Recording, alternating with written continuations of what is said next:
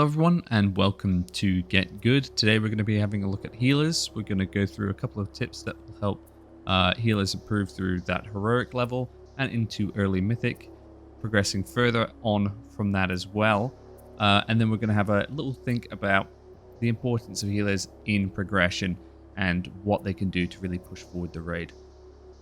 So to first look at is knowing timings for healers. It's important to know when damage is coming out and when you're going to need to be using certain healing cooldowns and when you're going to need to set up your healing, like putting out hots or making sure your cloudburst totem's ready to go. Other preemptive measures that you can take towards healing damage that will be coming out. So there's a few ways that you can do this. You can set up a weak aura which has a counter of all the various boss mechanics that will be coming out, and you can even specify that to be specific to the ones that you're going to have to heal or dispel or other mechanics you're going to have to interact with. You can do that in DBM as well, and by excluding certain mechanics that don't actually affect you, or just making them specific to healer ones, or including them all and just making a bigger cooldown. As a raid leader, I have to have all of them down there, but I definitely take a specific note as to which ones are the healers, especially when looking back at logs or looking at those elements as to why this has gone wrong. So after you know your timings, another good thing to look at is knowing at healer specific mechanics that you're going to have to interact with, and ones that aren't necessarily ones that bosses do. So it's not going to be like Il'gynoth, say, or Dispel puts out the bloods that you have to then dispel when it gets really small, and knowing that when you have to dispel, as in when it's small and stuff like that. There is other ones that aren't just boss ones, like adds casting something, and if it doesn't get kicked, then a debuff goes out, such as on the Zoth of the Eyes. Knowing that those have to be dispelled, because if they're not and left out, there's a lot of damage that can be taken and a lot of negative effects that can happen into the raid. So knowing not only boss mechanics that you have to interact with, but also other mechanics that may be coming up throughout the fight, if, say, DPS or tanks don't effectively deal with other mechanics. Third thing would be when coming into a team and kind of getting more towards organized raiding, is to not just heal for the sake of healing and sniping out heals. You're working as a team with other healers, and you want to make sure that you're all effectively using cooldowns and effectively using your mana, so that someone is an and then somebody is full mana and the other person just can't really heal for the rest of the fight because they can't really do anything other than stand still or do a bit of DPS here and there. You want to effectively heal the entire raid and not going too quickly, so that you can effectively adjust to the amounts of damage that are coming through and kind of progress through that fight. So next on would be the use of CDs and mana, and then pulling back. So we don't want to snipe out things because it's kind of a waste. But here, when we're looking at using CDs earlier and using mana earlier in pulls, is to allow the team to progress further in a pull to gain more experience for mechanics, so that people get hit with less things, because pulls are often very difficult at the start of fights, especially difficult fights where there's a lot of like personal responsibility or a lot of things that you can get hit by.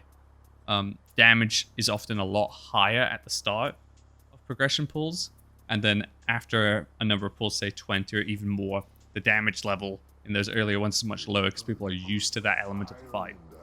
So by putting out healing and keeping people alive for those 2 to 3 minutes at the start can help people get more experience over those ones and can really play a pivotal role in progression.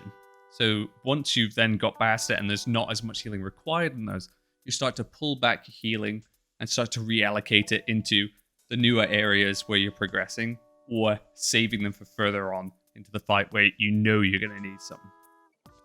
This then feeds nicely into organizing CDs, positioning, and comms for healers. So organizing your CDs in terms of knowing when there's specific stuff where you need a hard CD for that. Say, we need Spirit Link now. We need Dome here. We're going to need X healing cooldowns further along.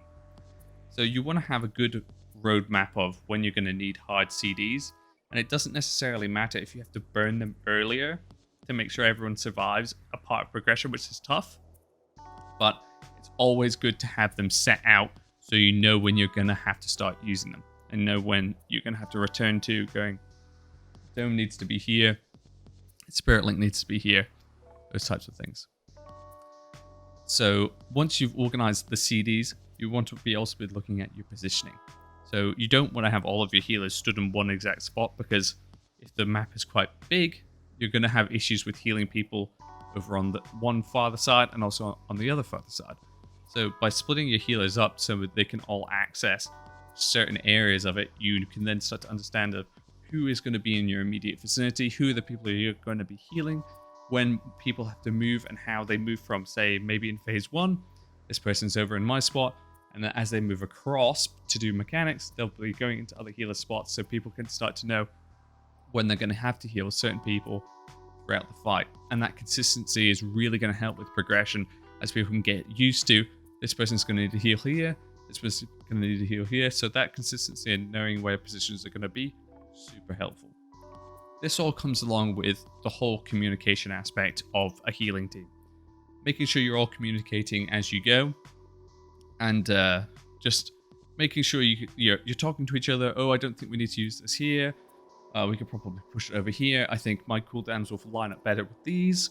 By having that communication, you're really going to just smooth out that whole healing process and a progression element that can end up slimming down the number of pulls that you need, because if people don't talk and they're kind of just like, oh, we're just going to wing it, often it ends up going to crap a lot, and also people get very frustrated. So with this organization aspect of it, as a group of healers, you may need to come together and organize and give a bit of structure to your own little team within the team, especially if your raid leader isn't as on top of organizing healing stuff, or you don't have a healing officer or anything like that. It's important for you to come together as healers and talk it out and kind of just set up stuff either before the raid even starts or during the raid, kind of set up a little channel so you guys can talk. So if you take all those things on board, some of them may not apply to you, some of them you might need a little bit more practice on, but I hope that they are helpful. So taking all these on board, we're going to have a look at the importance of healers when it comes down to progression, and what actually makes healers so useful when it comes down to prog.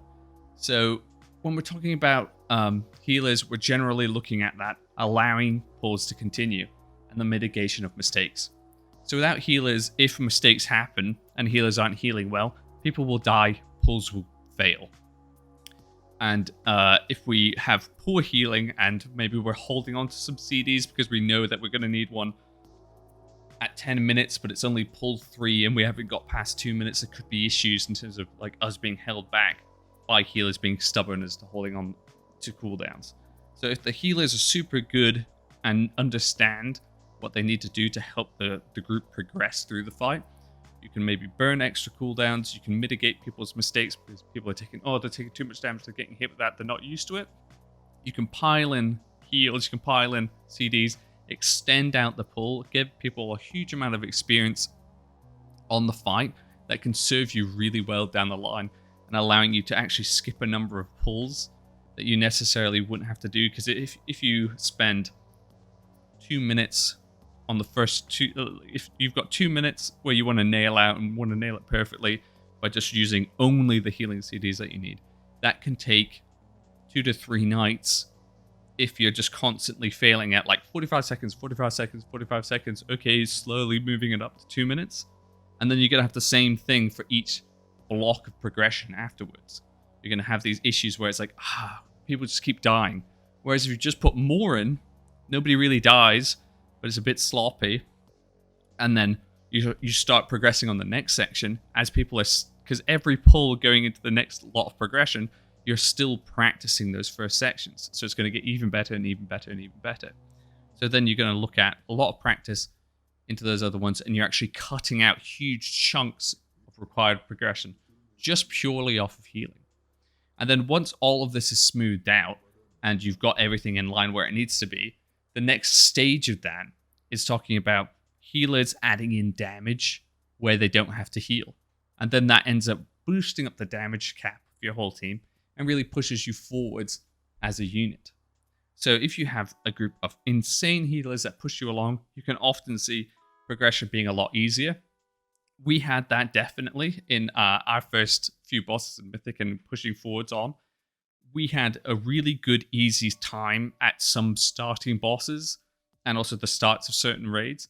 I mean, well, the start of certain bosses along that raid tier, because we could just jam ourselves through, missing out a good bit of time spent on progressing early stuff because our healers were so strong. So I hope this has given everyone a little bit of something to think about, and I hope it's given a couple of things for healers to think about in terms of improving.